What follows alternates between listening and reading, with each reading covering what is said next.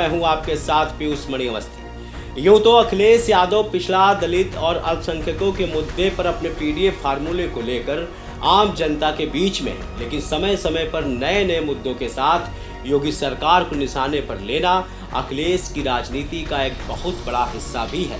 ऐसे में अखिलेश ने एक बार फिर उत्तर प्रदेश की राजधानी लखनऊ से चाचा शिवपाल सिंह के साथ प्रेस कॉन्फ्रेंस कर योगी सरकार को निशाने पर क्यों लिया और एक बार फिर अखिलेश ने महाकुंभ में हुई भगदड़ में गई जानों को लेकर कौन सा बड़ा खुलासा किया है, दिखाएंगे इंडिया जंक्शन की इस रिपोर्ट में एक्सपोज ऑफ अखिलेश यादव यूं तो 2027 के लिए पूरी तैयारी में कहीं न कहीं पिछड़ा, दलित और अल्पसंख्यकों को लेकर सबसे ज्यादा सक्रिय दिखाई दे रहे हैं।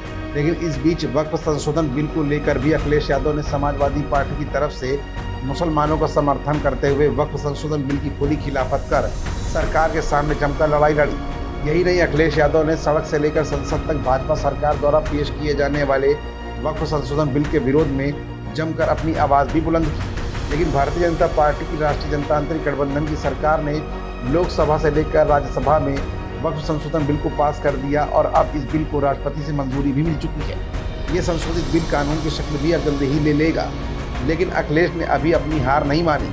अखिलेश ने लखनऊ में एक बार फिर योगी सरकार को घेरा। यही नहीं, उन्होंने एक बार फिर आखिरकार महाकुंभ की भगदड़ का मुद्दा क्यों उठाया और अखिलेश की प्रेस कॉन्फ्रेंस में योगी सरकार को नसीहत देने वाले कौन से बिंदु पेश किए गए जिससे अखिलेश ने एक बार फिर नए मुद्दों को धार दे दी है।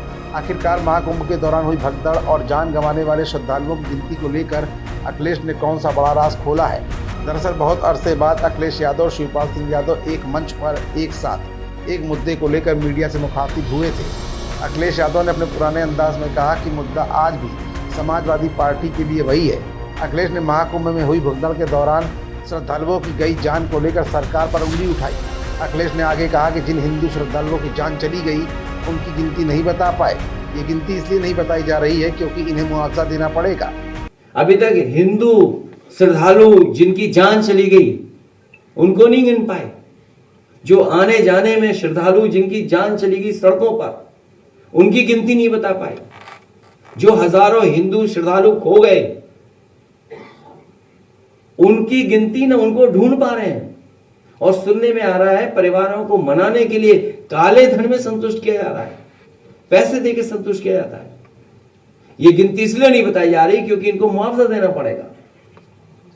सोचिए, सरकार जो दुनिया की न जाने कौन सी अर्थव्यवस्था बनने जा रही थी, मुआवजा देना ना पड़े इसलिए गिनती नहीं बता रहे।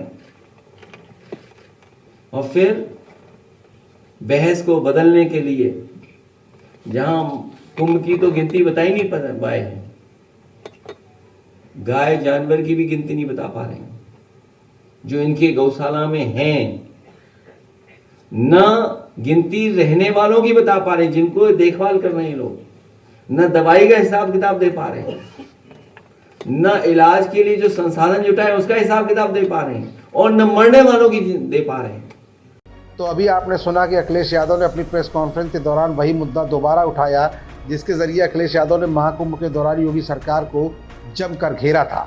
अखिलेश का मानना है कि अभी भी सरकार जनता से सच्चाई छिपा रही है। जहां एक तरफ योगी सरकार महाकुंभ जैसे भव्य आयोजन को लेकर देश से लेकर विदेश तक में भी अपनी सुर्खियां बटोरने में कामयाब रही थी, तो वहीं अब योगी सरकार के खिलाफ एक नई सच्चाई को लेकर अखिलेश फिर से चट्टान की तरह सामने खड़े हो गए हैं। अब ऐसे में अखिलेश की इस प्रेस कॉन्फ्रेंस के बाद अपनी सफाई में योगी सरकार अपना कब और कौन सा बयान जारी करती है, ये स्थिति तो फिलहाल साफ नहीं है। लेकिन अखिलेश ने महाकुंभ में हुई भगदड़ को लेकर गंभीर सवाल तो उठाए ही हैं। खबरों से जुड़े रहने के लिए सब्सक्राइब करें हमारा चैनल इंडिया जंक्शन।